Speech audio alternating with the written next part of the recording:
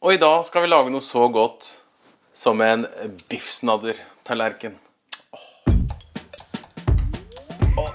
Det jo like lett, det lettere enn å lage denne løvstekburgeren vi laget. Vi må lage bearnaisesausen, og det gjør vi sånn som vi gjorde det sist, så det lager jeg ikke så veldig mye nummer ut av nå, men vi gjør det veldig kjapt. Det Worcestersauce, hvitvinseddik, sennep, dijon-sennep, smør, cayenne, 2 eggeplommer og estragon. Det bearnaisesausen. Og biffsnadderen jo da like enkel, holdt jeg på å si. Det paprika, løk og champignon. Biff, her har jeg 150 gram per person, cirka.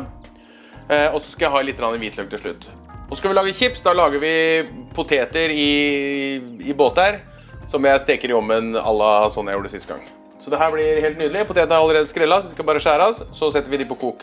Da kliner vi til. Tjo! Ja, selvfølgelig. Skal det være noe gærent? Selvfølgelig. Det skulle bare... Kan jo ikke slå feil. Fy faen, kyss meg rasshøl, altså. Det kamera, det gjør vondt, altså, bare så det sagt. Så da det vel ingen av dere som har sett hva vi skal ha oppi, men da kan jeg jo ta det mens jeg skjærer I her. Vi skal lage, som jeg sa I stad, vi skal lage bearnaisesausen, og den jo veldig enkel. Jeg nevnte jo hva det var, men vi har ikke bilder på det. Kjempekjedelig, sånn livet. Ja, drit og dra. Vi kjører derfra. Potetene I hvert fall. Smile og være glad.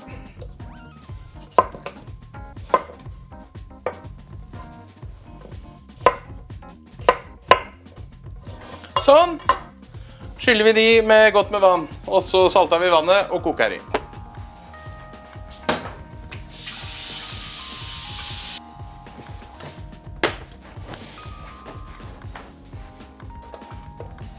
Sånn, og så litt salt oppi.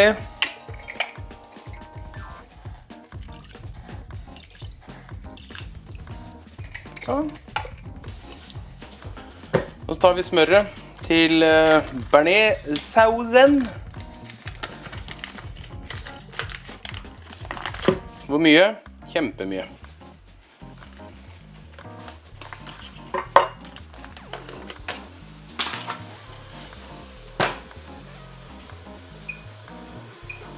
Det veldig viktig at det smøret ikke har for høy varme når du smelter det ned, for da får du ikke klarna det, altså du får ikke separert det.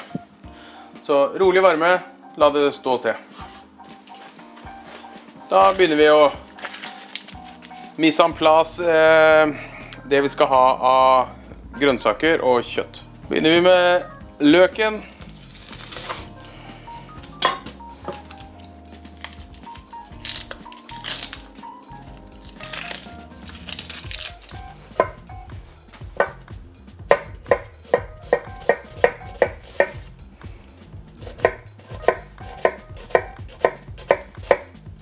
Her lager jeg ikke kjempesmå biter, bare sånn. Her skal det være biter med løk I, synes jeg, da, I stedet for å finhakke det.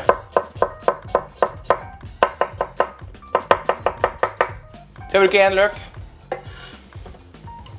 til 3 stykker. Kan selvfølgelig, hvis du veldig glad I løk, så det jo bare å kjøre på!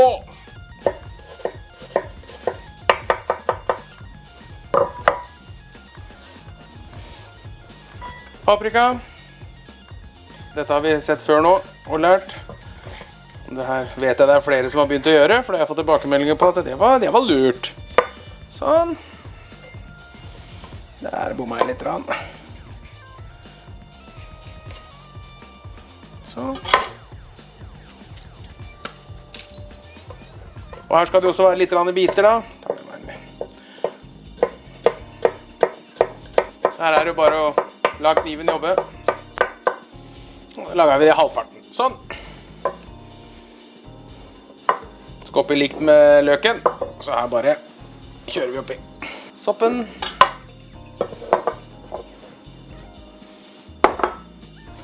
Her pleier jeg ikke... Jeg vet det noen som knekker ut I. Sånn.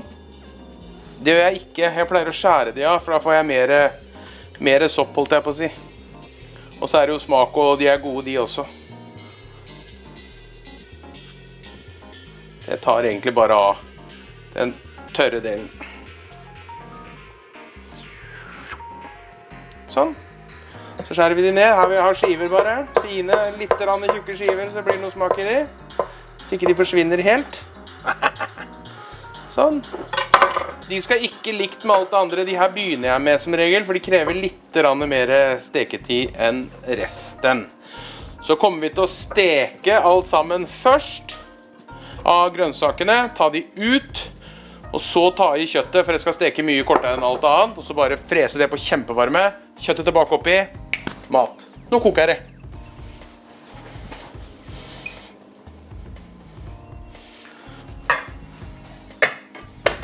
Sånn, da begynner det snart å koke over, men det hører vi jo da, når det gjør det, så da tar vi det bare derfra. Ugg. Hvitløk, i dag vil jeg slik en kinesisk en sånn sak. Det vil jeg også ha på litt helt til slutt. De litt mer plundrete og skrelle enn de andre. For de andre pleier bare å banke flate. Ja, men det gikk ganske greit det her. Så bare klorer jeg på kanten. Sånn.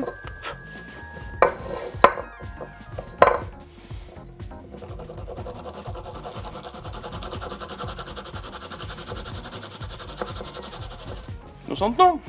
Det holder. Så har vi det klart etterpå. Sånn. Så kan vi blande det vi skal ha i bearnaisesausen. Det selvfølgelig det jeg har glemt. Faen, det var aldri feil, ass. Det jeg har glemt selvfølgelig sitron til bearnaisesausen. Men det må vi ha. Det har jeg nede i baren, så det kan jeg gå ned og hente. Eller kanskje Hege vil hente det for meg. Vil du hente det for meg, Hege?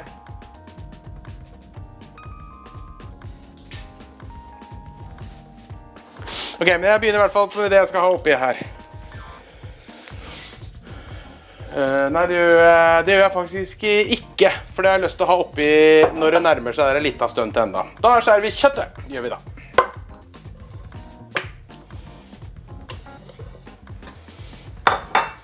Da begynner vi å skjære kjøttet i litt gode biter. Jeg har kjøpt sånne rimelige, jeg tror det ekstra som har i. Så det som gjør at de billige selvfølgelig at det litt sånn udde størrelser på de, men når jeg først skal skjære de små likevel, så kan jeg like gjerne kjøpe noe som litt rart i størrelsen. Jeg prøver å få det til cubes, og ikke skjære det liksom i små, tynne strimler. Tusen takk. Små, tynne strimler. Så her blir det liksom sånn da. Den kan kanskje være 2. Kanskje litt små. Det justerer vi på neste kutt. Sånn. Sånn. Sånn. Så her, det litt mer chunky, ser du. Så den kan jeg kanskje ordentlig få til å bli fine kuber.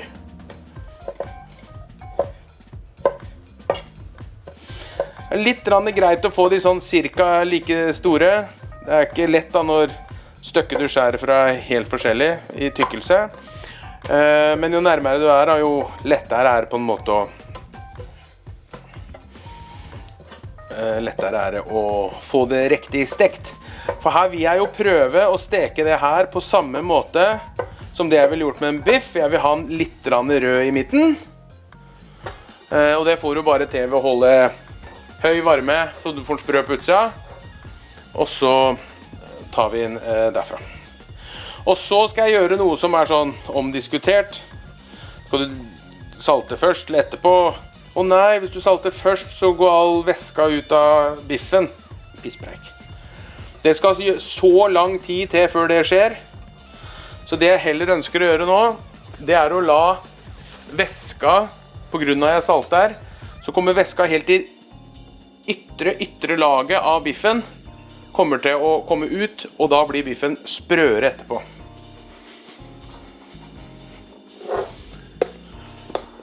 Men jeg salter den ikke noe mer enn hva jeg skal ha etterpå, for jeg gidder ikke skylle den, for å si det sånn. Og med andre ord, hvis jeg salter den her litt mye nå, så bare holder jeg litt igjen på saltet på grønnsakene. Sånn. Så lar vi det bare få lov til å hvile. til jeg skal bruke det. Sånn. Vasker jeg på hendene igjen. Yes. Da har potetene kokt sånn nesten lenge nok. Eller det har kokt lenge nok. Så nå skal jeg ta vannet av de. Og så skal vi ta en god klikk med smør oppi. Så skal vi riste. Så skal vi ha litt krydder i. Riste. Ut på panna, eller ut på plata, og inn i ovnen. Og når jeg setter den i ovnen da, så tar det nok en 10-15 minutter inn i ovnen. På 200 grader, 250 grader, med overvarme og undervarme. Og da, mens jeg gjør det, mens det står inn der, så steker jeg kjøttet, steker alt, lager bearnaisesausen, så da er det bong gass! Kom igjen, kjører vi på.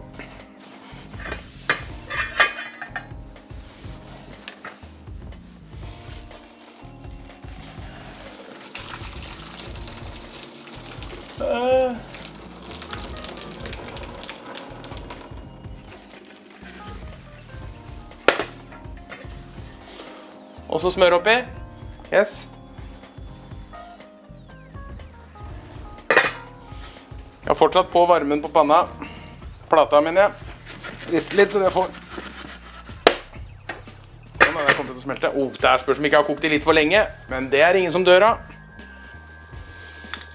Tar jeg litt grillkrydder i, det synes jeg er veldig godt. Hjemmelaget sådan. Sånn. Salt har jeg hatt i vannet, så det trenger jeg ikke ha i nå. Skal vi se. Vi tar vende litt, prøver ikke å ødelegge det for mye, men det gjør absolutt ingenting om det skulle gå i stykker altså.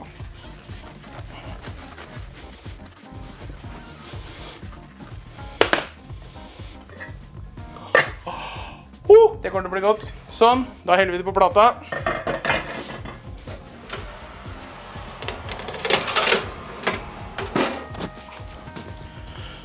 Og da setter jeg på varmen på den, og da er det grønnsakene og løken som skal oppi når det blir varmt der. Da bruker jeg olje til å steke i. Og jeg bruker alltid nøytral olje som ikke smaker noe. Faen, ta det kameraet altså. Jeg får angst av det kameraet, bare så det er sagt. Prøv igjen, grønnsakene. Da tenker jeg ikke dere så... Fy faen altså. Ja, nå har jeg i hvert fall puttet dritten inni der. Helvetes forbannede.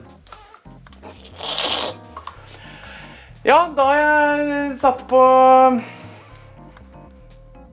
Skal jeg gå det heter heller? Chipsen har jeg puttet poteten inni der, som dere ikke har fått sett. Fordi det kameraet der har stoppet å virke igjen. Takk for meg. Ja, så hyggelig. Velkommen tilbake.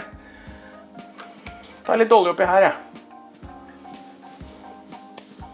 Sånn her steker jeg veldig, veldig varmt. Jeg begynner med soppen.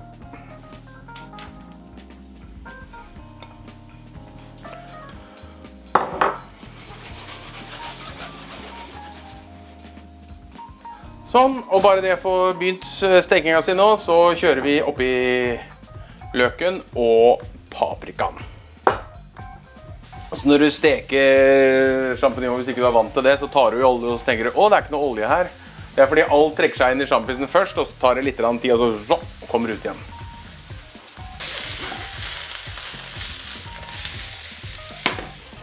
Så hvis dere ser jeg står her og gjør sånn, og kikker sånn, så er det fordi da ser jeg at det jævla kameraet står på, så det må jeg sjekke oftere.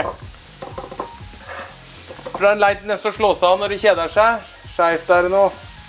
Sånn. Det var den som var skjev.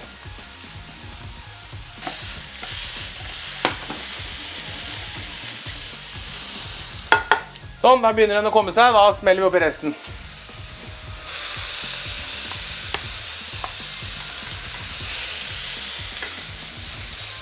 Og så tar vi hvitløken, tar vi oppi når kjøttet er nesten helt ferdig å steke. Da slår vi hvitløken, og så lar vi det stå bitte litt, og så slår vi resten, og så er vi ferdig.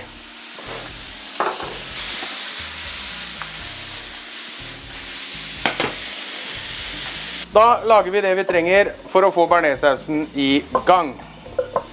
Da trenger jeg 2 eggeplommer.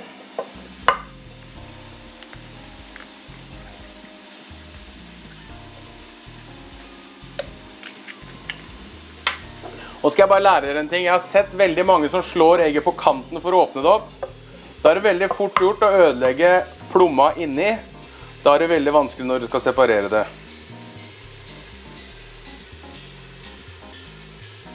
Det er ikke så veldig viktig her, altså du kunne brukt et egg og ingen hadde dabba. Sånn, da har vi den til julebaksten. La meg røre litt her. Der ble en jaggu svart, gitt. Litt uheldig der. Tar ut den. Sånn. Og den. Sånn. Vi fikk litt hard medfart. De har sikkert ligget igjen. Sånn. Litt Worcestersaus.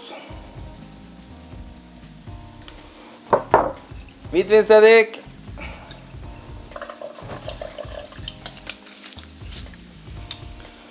Dijon-sennep. Og det var en liten stund jeg sleit med at jeg ikke greide å få tjukk nok. Og hvis du bruker litt mindre Dijon-sennep, så trenger du mindre fett.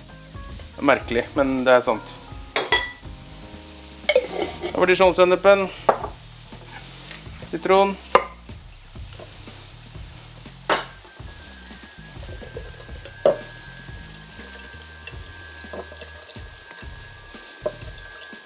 Sånn. Sånn. Salt trenger vi bare en bitteliten klyp av. Sånn. Skal vi se. Oi! Det gikk bra. På kornet. Nei, det var ikke på kornet. Det var helt perfekt, det faktisk.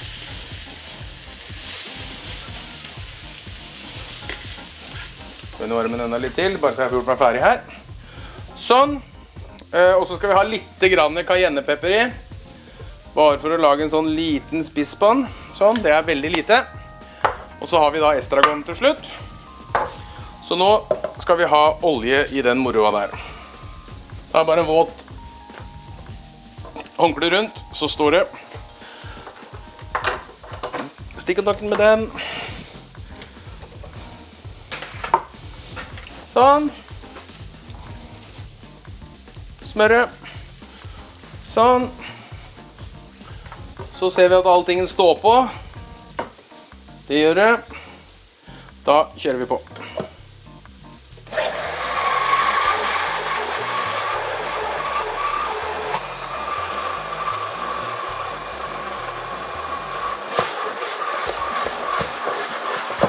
Perfekt. Røre.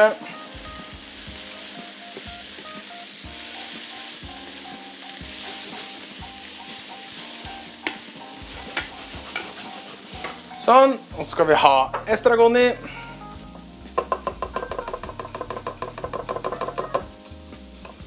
Sånn.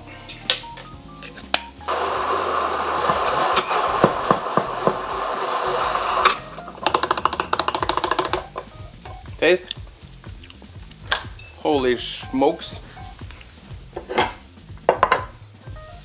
Tar vi ut det her, som nå begynner å bli ferdig.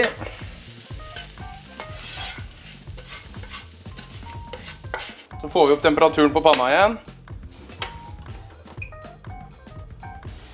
Tar jeg i litt grann smør og litt grann olje.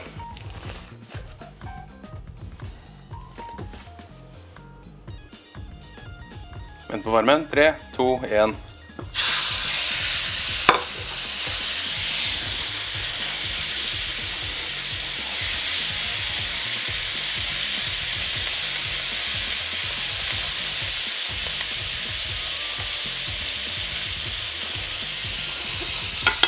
Sånn. Pepper.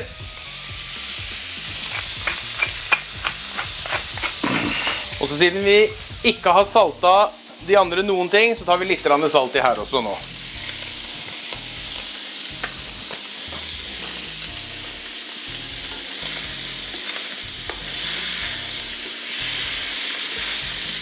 Sånn, så lar vi den bare stå litt der. Så du får ordentlig stekeskorpe på det. Oh yeah. Hva er det jeg mangler oppi der nå? Ingenting? Ingenting, ikke sant? Jo, hvitløken skal oppi til slutt. Hvitløken skal oppi til slutt. Hvitløk.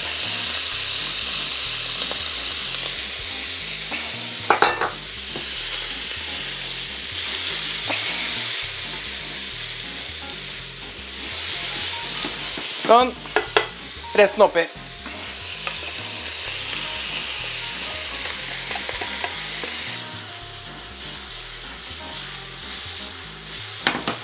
Og skal jeg smake hvordan det er med salt nå.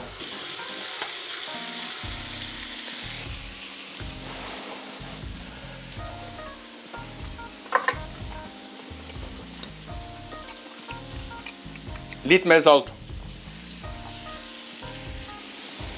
Da er vi der.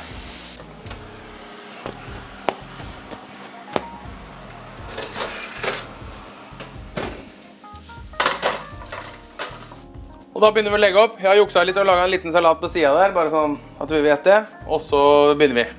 Nå har jeg vann i munnen.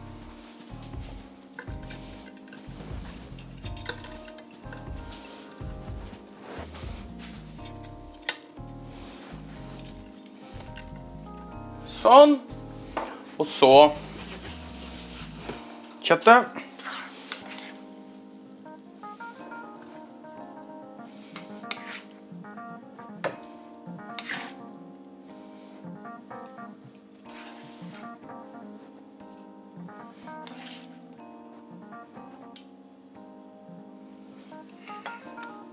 Sånn. Litt bearnéssaus. Se, nå kommer humøret tilbake med en gang. Woohoo! Bearnéssaus.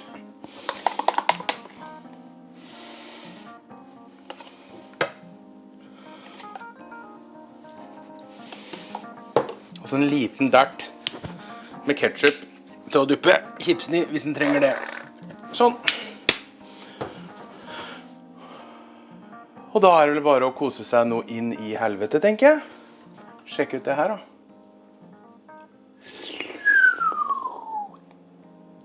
Kos dere!